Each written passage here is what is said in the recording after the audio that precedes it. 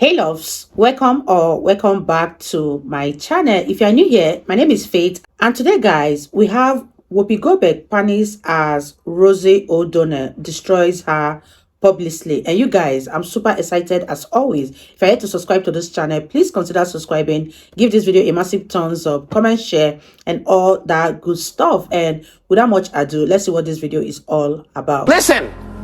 You are a white lady telling me what is racist to you, which is gay American who's been told what homophobia and hatred looks like. You don't think it's racist if somebody turns to the leader of the free country and says, "Can you park my car?" You know, is it racist? Do you think it's racism? I don't know. I have a black kid I raised, Whoopi. I have a kid in my house. That is not the You don't same have to be black to know what racism Yes, is. you do. No, you don't. Yes, you do, No, baby. you do not. Yes, you Gather around, folks, because Rosie O'Donnell just spilled some major tea during her jaw-dropping appearance on Brooke Shields' podcast, Now What?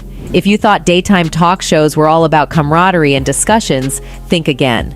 Rosie didn't hold back one bit as she took a stroll down the memory lane of her tumultuous time on the iconic show The View. Taking a stroll down memory lane, Rosie harked back to her entry into the daytime talk show in 2006. She didn't hesitate to hint that the show's dynamics weren't exactly harmonious. She didn't name names, but subtly indicated that Elizabeth Hasselbeck was a prominent player in the melodrama. Moreover, she hinted at a mysterious figure pulling the strings, referring to the show being less about women's voices and more about the directives of a certain white male CIS producer, the late Bill Getty. But the real juicy bits were reserved for her interactions with the current host, Whoopi Goldberg. Rosie's narrative took a turn as she revealed her initial exit was a result of her clashes with Hasselbeck, but upon her return, it was Whoopi who emerged as the thorn in her side. These clashes weren't just everyday disagreements, they revolved around some pretty dark and controversial topics. I have a black kid I raised, Whoopi. I have a kid in my house. That is not the You don't same have to be black to know what racism Yes, is. you do. No, you don't. Yes, you do, No, baby. you do not. Anyway, delving into the specifics of their disputes, Rosie dropped a bombshell. Apparently, Rosie and Whoopi's worlds collided over the essay case involving you-know-who, but that wasn't the only shocker. Rosie spilled that The View seemingly turned a blind eye to significant matters like the Rory Kennedy documentary about Abu Ghraib and the alleged U.S. torture, and even the essay allegations. Rosie was taken aback when Whoopi flat out refused to discuss these matters on air, while the world watched the legal battle unfold. The drama reached its pinnacle in 2007 when ABC decided to part ways with Rosie, effectively ending her contract. However, this incident wasn't the first time Rosie had aired her grievances against Whoopi. She made waves in 2020 when she chatted with Howard Stern, revealing that their relationship had been rocky from the very start. Rosie humorously recounted an incident involving a commercial brake signal that Whoopi supposedly missed, leading to tension right from day one. From day one, she was upset with, like, I threw the commercial because I didn't know that she saw the countdown. The guy was like going like this. In the scandalous tell-all book, Ladies Who Punch: The Explosive Story of The View, authored by Raman Satuta, Rosie spilled even more beans. She dished that Whoopi was anything but friendly while they shared the stage. Rosie left no room for ambiguity, asserting that Whoopi's on-air demeanor was, in fact, quote-unquote, mean as anyone has ever been on television to me personally. She confessed that even watching old clips with Whoopi made her see the negativity radiating from the screen. In an effort to set the record straight, Rosie made it clear during her chat with Stern that she wasn't seeking a feud with Whoopi. She simply aimed to share her side of the story. And as if this is not bad enough, Rosie also revealed that one of Whoopi's close friends, Ellen DeGeneres, was also mean towards her. It all started with a bombshell of a falling out, the kind that had jaws dropping and heads turning.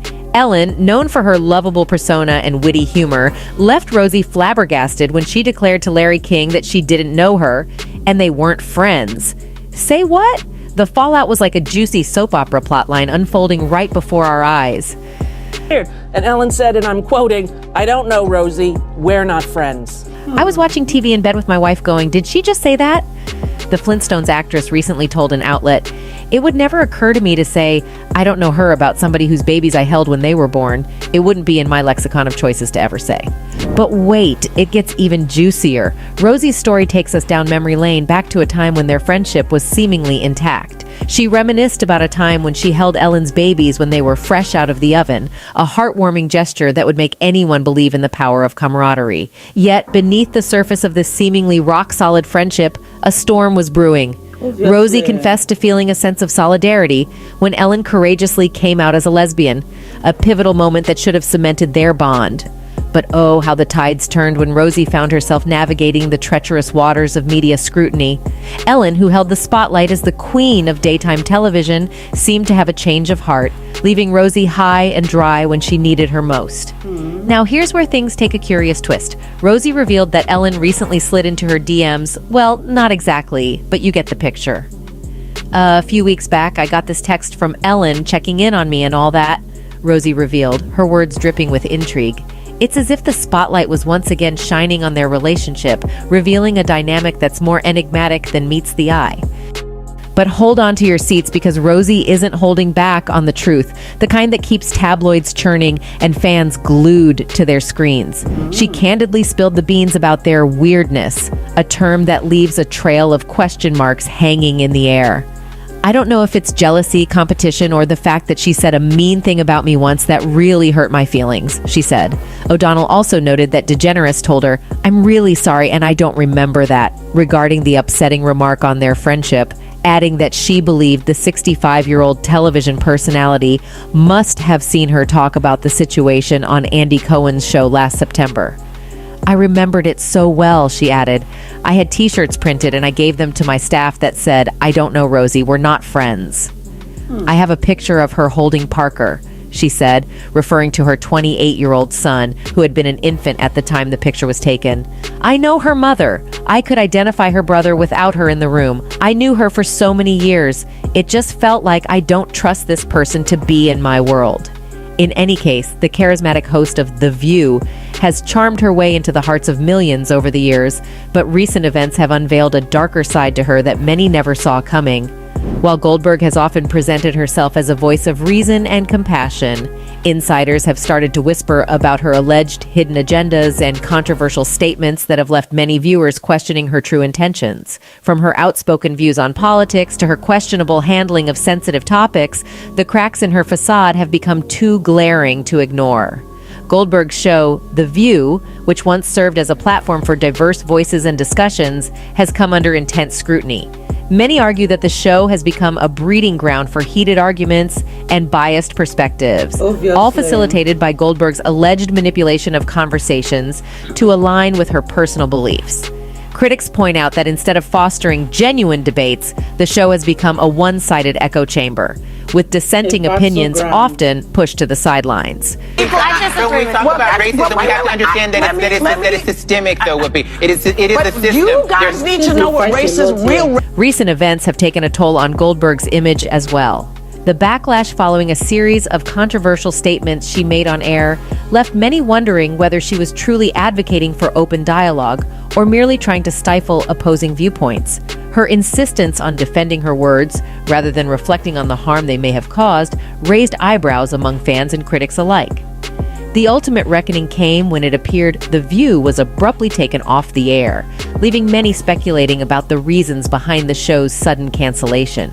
With mounting pressure from both viewers and advertisers, it seems the network had no choice but to pull the plug on a show that appears to have lost its credibility as a platform for meaningful conversations. As the dust settles, the public's reaction to Goldberg's alleged downfall is mixed. While some fans remain steadfast in their support, many are expressing relief that accountability might be finally catching up with the host. Social media has been abuzz with discussions about the need for a fresh perspective and a more balanced approach on television talk shows. Rumors about a potential replacement for Goldberg on The View have also sparked intense debates. Names of potential hosts are being thrown around, each with their own set of supporters and critics. The future of the show remains uncertain, but one thing is clear: audiences are eager for a change. I hope she is held accountable for her actions. She and the others on The View have been non-caring and one-sided and downright cruel. It's time to be held accountable, one fan commented. We live in a time where talk show hosts, newsreaders, actors, entertainers, and sports people around the world think their opinion matters more than yours. This is what happens when fame goes to their heads and they are given a platform to spew their ideologies. Sue her for every last penny she has. This is the only way to teach them all that they will be next if they don't sit down and shut up," an enraged fan added, while another fan wrote, "She needs this. She's defamed too many people, usually identifying people as racist with absolutely no evidence whatsoever.